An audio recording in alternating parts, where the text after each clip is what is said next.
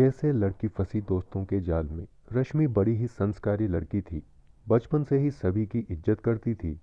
हर किसी की मदद करने के लिए हमेशा तैयार रहती थी। सभी उसको बहुत पसंद करते थे, क्योंकि आज के समय में ऐसे लोग कहाँ मिलते हैं जो बिना किसी स्वार्थ के दूसरों की मदद करने के लिए तैयार रहें।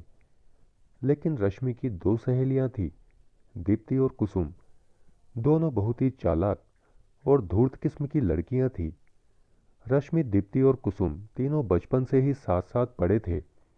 इस वजह से तीनों में अच्छी दोस्ती थी। रश्मि इस बात को जानती थी कि दीप्ति और कुसुम अच्छी लड़कियां नहीं हैं, लेकिन शुरू से ही साथ रहने की वजह से वो उनका साथ नहीं छोड़ पा रही थी। रश्मि के घर वाले भी उसकी सहेलियों को बिल्कुल पसंद नहीं करते थे और अक्सर रश्मि को इस बात के लिए कहते थे कि उसने ऐसी सहेलियां बना रखी हैं। रश्मि अपनी सहेलियों के लिए अपने माँ बाप से भी लड़ जाती थी, क्योंकि उसका मन साफ था। वो नहीं जानती थी कि उसकी सहेलियां कितनी नीच प्रवृत्ति की हैं। जब कभी दीप्ति और कुसुम रश्मि से किसी भी तरह की मदद मांगती तो वो हमेशा तैयार रहती। कभी पैसों की जरूरत भी पड़ती तो रश्मि अपनी सहेलियों की बिना मांगे ही मदद कर देती और यह भी जानने का प्रयास नहीं करती कि उन्हें किस काम के लिए पैसे चाहिए। एक दिन की बात है, रश्मि, दीप्ति और कुसुम तीनों कॉलेज से आ रहे थे। तभी रास्ते में दो लड़कों ने उन्हें रोक लिया। दीप्ति और कुसुम ने अनजान होने का नाटक किया, क्योंकि वो दोनों लड़के उन दोनों के ही बॉयफ्रेंड थे, और वो ऐसा दिखाने लगी जैसे वो जानती ही नहीं थी। वो दोनों लड़के दीप्ति और कुसुम से पैसों की मांग करने लगे। तभी रश्मि ने उन दोनों को धक्का देकर नीचे गिरा दिया और बोली, तुम्हारी हिम्मत कैसे हुई मेरी सहेलियों को छूने की। इस पर वो दोनों लड़के बोले, पहले अपनी सहेलियों से पूछो कि इन्होंने हमसे रुपए उधार लिए थे तो वापस क्यों नहीं किए। रश्मि ने अपनी सहेलियों की ओर देखा तो उन्होंने अपनी गर्दन झुका ली। वो समझ गई थी वाकई में लड़के सच कह रहे हैं। वो ये नहीं जानती थी कि यह इन चारों की मिली भगत है और चारों ने रश्मि को लूटने के लिए ही ये चाल चली थी। रश्मि ने उन दोनों लड़कों से कहा, बताओ कितने रुपए हैं तुम्हारे। उन्होंने कहा, हमें 20,000 रुपये लेने हैं, दीप्ति और कुसुम से। रश्मि ने उन लड़कों से कहा, अभी तो मेरे पास इतने रुपए नहीं हैं। अभी तो सिर्फ मैं तुम्हें 5,000 रुपये दे सकती हूँ, लेकिन मैं वादा करती हूँ कुछ ही दिनों में तुम्हें 20,000 रुपये दे दूंगी। लेकिन तुम्हें भी वादा करना होगा कि आज के बाद तुम मेरी सहेलियों को बिल्कुल परेशान नहीं करोगे और उनके आसपास भी नहीं दिखोगे। उन दोनों लड़कों ने भी कुसुम से वादा किया। समय बीतता गया। 1 महीने का वक्त भी पूरा हो गया। कुसुम ने उन दोनों लड़कों को उनकी मांग के अनुसार 20,000 रुपये दे दिए थे। उसके बाद से कुसुम ने उन लड़कों को काफ़ी समय से नहीं देखा था। एक दिन की बात है, कुसुम अपने पिताजी के साथ बाजार जा रही थी।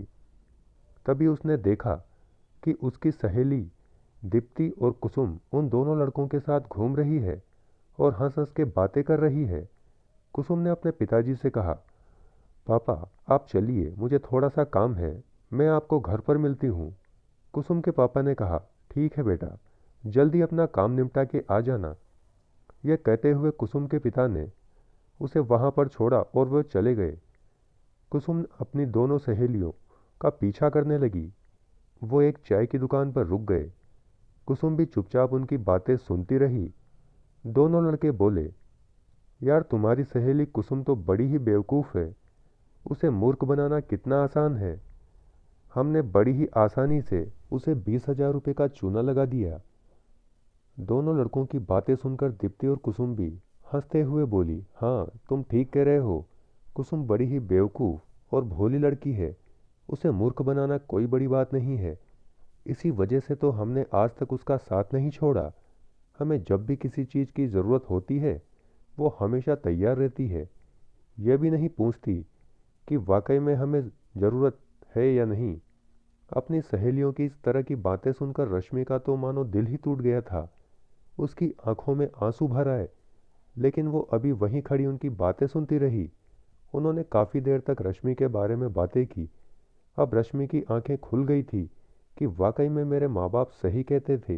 ये दोनों बहुत ही नीच और धूर्त किस्म की लड़कियां हैं। मैंने तो इन दोनों के लिए न जाने क्या क्या किया है, और इन दोनों ने मुझे इसका ये सिला दिया। चारों रश्मि की बुराइयां कर ही रहे थे, तभी रश्मि पीछे से निकलकर उनके सामने आ गई। रश्मि को एकदम से सामने देखकर दीप्ति और कुसुम के पैरों तले जमीन खिसक गई।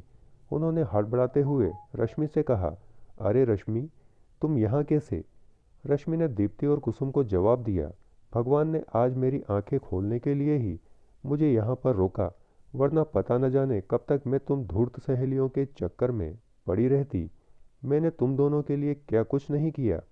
तुम्हारे लिए मैं अपने परिवार से भी लड़ गई, और तुमने मेरी दोस्ती का ये सिला दिया। तुम जैसी नीच दोस्तों की वजह से ही दोस्ती जैसा पवित्र शब्द बदनाम होता है। रश्मि ने अपनी दोनों सहेलियों से कहा, आज के बाद मुझे अपनी शक्ल मत दिखाना। ये कहते हुए रश्मि वहां से चली गई, और अपने घर जाकर वो अपने माँ के गले रग रोने लगी। रश्मि को एकदम से इस हाल में देखकर माँ भी परेशान हो गई, और रश्मि से बोली, क्या हो गया बेटा, तुम रो क्यों रही हो? रश्मि ने रोते रोते अपनी माँ से कहा, माँ, तुम मेरी दोनों सहेलियों दीप्ति और कुसुम को तो जानती हो ना? माँ ने कहा, हाँ बेटा, तो क्या हुआ? माँ बिल्कुल सही कहती थी, वो दोनों बहुत ही नीच किस्म की लड़कियां हैं। थोड़े दिन पहले की ही बात है, दो लड़के दीप्ति और कुसुम को परेशान कर रहे थे। जब मैंने पूछा तो लड़के बोले कि इन दोनों ने हमसे 20,000 रुपये उधार लिए हैं और ये वापस नहीं कर रही। तो मैंने किसी तरह करके उनके 20,000 रुपये देकर उन दोनों को बचाया। लेकिन आज जब मैं पिताजी के साथ बाजार जा रही थी, तो मैंने देखा कि दीप्ति और कुसुम उन्हीं दोनों लड़कों के साथ घूम रही थी और हंसी मजाक कर रही थी। जब मैंने उनका पीछा किया तो मुझे सारी सच्चाई का पता लग गया। ये दोनों मुझे कब से बेवकूफ़ बनाकर लूट रही थी और मेरी शराफत का नाजायज फ़ायदा उठा रही थी। रश्मि की माँ बोली, बेटा, हम तो तुमसे पहले ही कहते थे, लेकिन तुमने ही हमारी बात नहीं मानी। तुम्हारा तो दिल साफ है, लेकिन समाज में हर इंसान सच्चा नहीं है।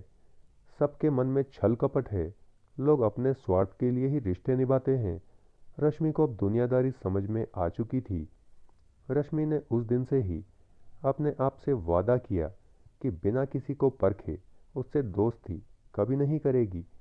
आपको हमारी कहानी कैसी लगी कमेंट करके हमें ज़रूर बताएं। चैनल को लाइक शेयर सब्सक्राइब करना ना भूलें।